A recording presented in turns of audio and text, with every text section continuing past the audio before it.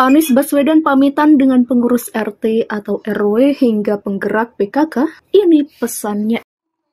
Kami ingin sampaikan kepada ibu bapak semuanya, terima kasih atas pengabdiannya selama ini. Terima kasih, apalagi di masa sulit kemarin. Ibu bapak merasakan betul ketika kondisi pandemi memburuk, iya tidak? Mencatat yang terpapar, membagikan sembako, berhadapan dengan pencatatan warga yang membutuhkan sembako, betul tidak saya? Kami merasa bersyukur bahwa bagi saya dan Pak Ahmad Riza Patria dalam memimpin Jakarta, izinkan kami berdua mengembalikan mandat ini kembali kepada warga Jakarta. Doakan kami dan jadilah saksi bagi kami, saksi yang nanti akan bersama pada saat kami mempertanggungjawabkan di hadapan Allah Subhanahu wa Ta'ala. Kan nanti itu kan diskusinya nanti kita diskusikan lah ya.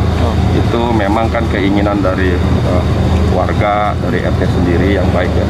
Prinsipnya kalau kami ini selalu mendukung kebijakan sesuai dengan aturan dan ketentuan, sesuai dengan harapan masyarakat. Jadi kita ini harus mengayomi, bersinergi, berkolaborasi untuk kepentingan bangsa, kepentingan bersama.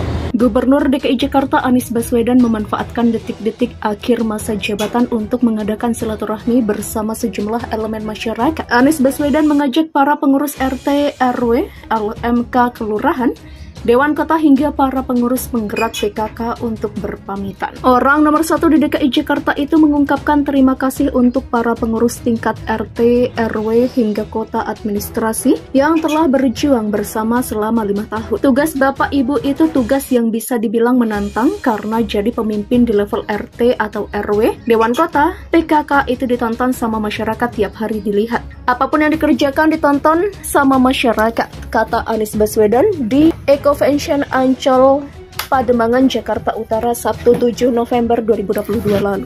Pemimpin yang sesungguhnya adalah pemimpin yang ada di paling depan bersama masyarakat, demikian sambungnya. Adapun alasan Anies Baswedan bersama Wakil Gubernur DKI Jakarta Ahmad Riza Patria menemui para pengurus tingkat RT RW hingga kita administrasi tersebut sebagai bentuk apresiasi atas kinerja mereka. Di depan ratusan tamu undangan, Anies Baswedan bahkan memberikan alamat rumahnya dan meminta warga untuk tegur sapa bila kelak berjumpa. Barangkali kalau ini sudah selesai, mungkin kita papasan di jalan tolong menyapa.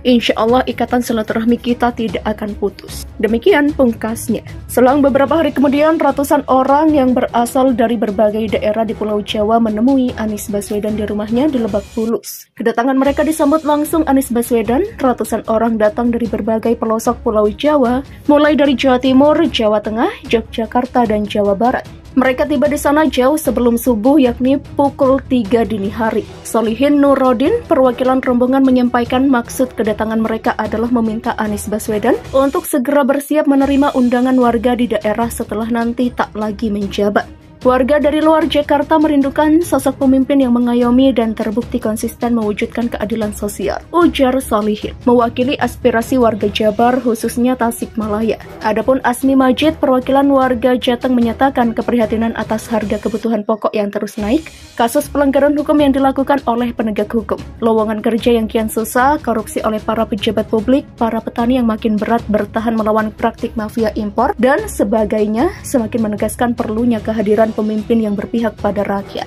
Silaturahmi antara rombongan dan Anies berlangsung di pendopo yang merupakan joglo warisan dari Kiai Hasan Besari, guru dari para ulama besar Indonesia. Mereka mendukung dan menaruh harapan agar Anies Baswedan maju sebagai calon presiden dalam Pilpres 2024 nanti dan memimpin perubahan nyata bagi negara dan bangsa Indonesia. Pada saat itu Anies belum mau secara terbuka untuk menyatakan maju sebagai calon presiden pada Pilpres 2024 mendatang. Dalam bahasanya, Anies menyatakan jangan azan sebelum waktunya, artinya ia masih menunggu waktu yang tepat untuk menyatakan maju dan deklarasi maju Capres 2024. Namun dengan berbagai pesan simbolik, Anies sudah terasa untuk bersiap maju sebagai calon presiden pada Pilpres 2024 mendatang. Itu terlihat misalnya ketika dia ikut kegiatan Jalan Sehat yang digelar PKS DKI Jakarta pada minggu lalu. Kalau sudah selesai satu urusan, kita bersiap dengan urusan yang berikutnya. Setelah mendengarkan aspirasi para warga dari berbagai daerah di Jawa itu, Anies Baswedan mengatakan bahwa perubahan yang diharapkan hanya bisa terwujud jika seluruh rakyat bergerak bersama secara ikhlas dan selalu berharap ridho Tuhan Yang Maha Kuasa. Anies Baswedan menjadi satu dari 3 nama bakal calon presiden yang diusung Partai Nasdem. Namanya diusulkan bersama dengan Gubernur Jawa Tengah Ganjar Pranowo dan Panglima TNI Andika Perkasa. Sejumlah survei menempatkan elektabilitas Anies dalam 3 besar. Dalam beberapa survei, elektabilitasnya berada di urutan 3, di bawah Ganjar dan Menteri Pertahanan Prabowo Subianto.